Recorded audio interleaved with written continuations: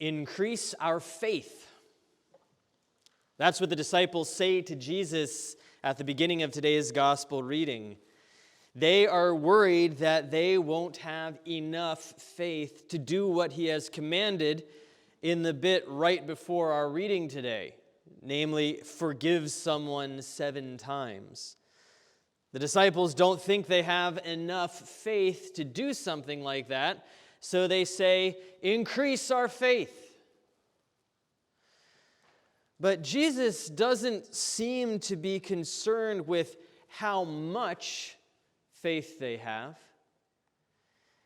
He reaches for the smallest item available, a tiny mustard seed, and says, if you had this tiny amount of faith, you could do amazing things. By using such an exaggeratedly small thing, Jesus says that the amount of faith doesn't matter. Thinking of faith as a unit of measure makes no sense. I know I've said this before, but it bears repeating. I wouldn't say last year I had 25 faith and this year I have 27 faith. Does that make sense to you? No. Faith is not a statistic.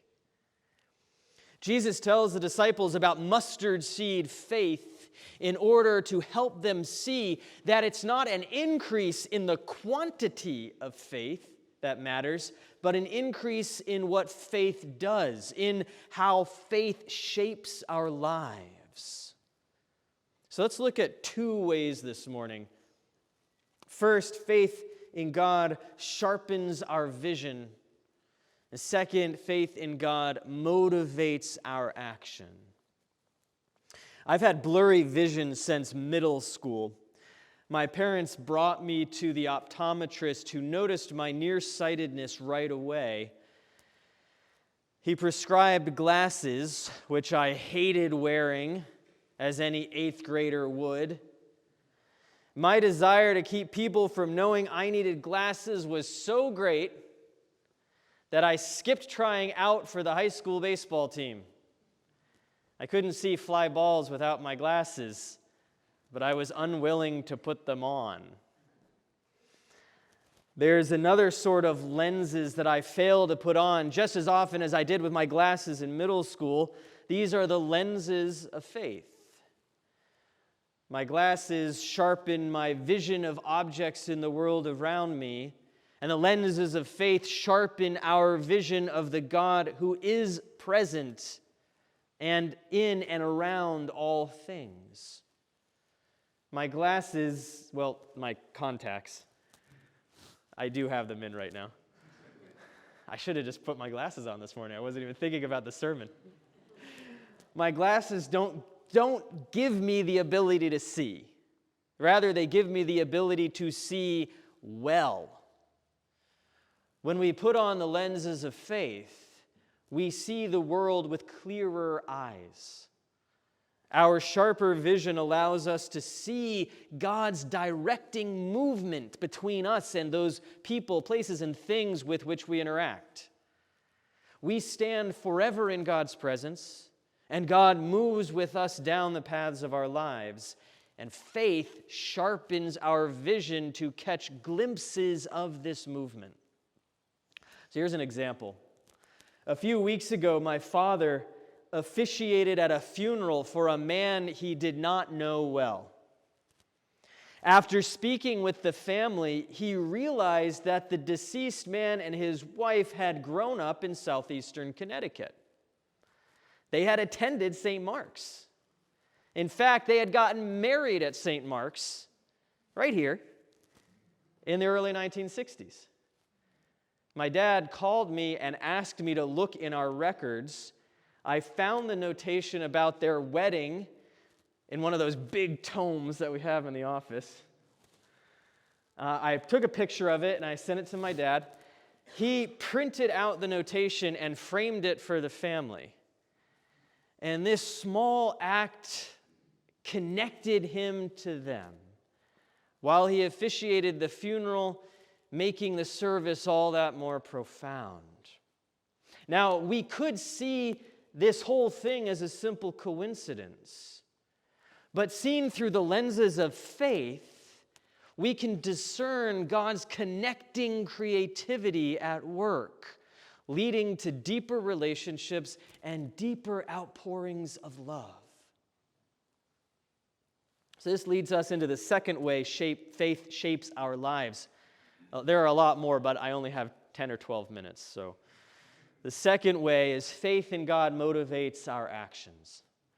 My father could have learned of the connection between the funeral and St. Mark's and just shelved that little tidbit in his mind, but he saw the situation through the eyes of faith and realized how he could, in a really small way, in a small mustard seed sort of way, make God's love more visible for these grieving people. Faith in God sharpens our vision, then faith in God motivates our action. In many of the stories about Jesus healing various people, Jesus speaks of their faith making them well, right? Now, if we subscribe to the quantity notion of faith, we might be tempted to think that Jesus healed these folks because they reached a certain statistical threshold on the faith scale.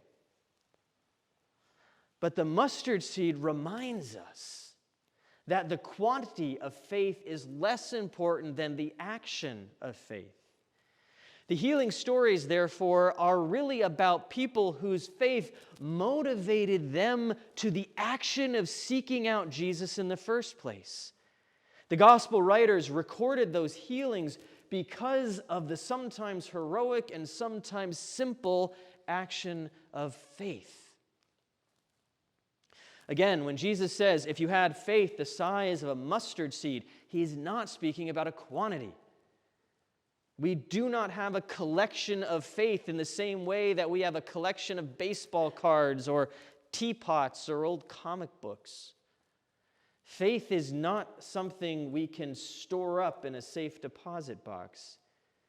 Rather, we have faith the same way we have energy. Energy propels us to run and work and play. Faith propels us to love and serve and forgive. Faith is the energy that motivates us to participate in God's work in the world. And like energy, faith unused can begin to fade away. Like Langston Hughes' dream deferred, unused faith can dry up like a raisin in the sun. And this is why we come to worship. This is why we meet one another at the table for the nourishing food of Holy Communion.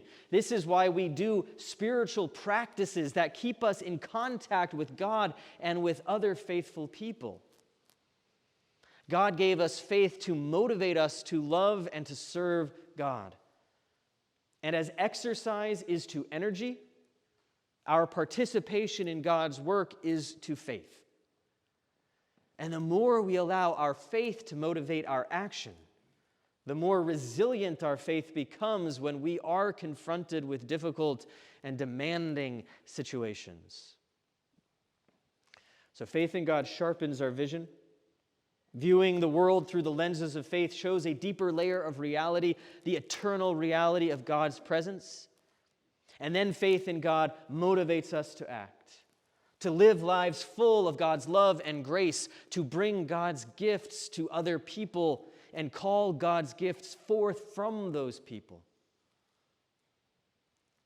Faith in God motivates us to participate in God's healing and reconciling in the world. Faith is not a static thing. Faith is not a statistic. Faith is the great gift from God that shows God's faith in us. Faith is the catalyst that kindles all of our other God-given gifts to shine.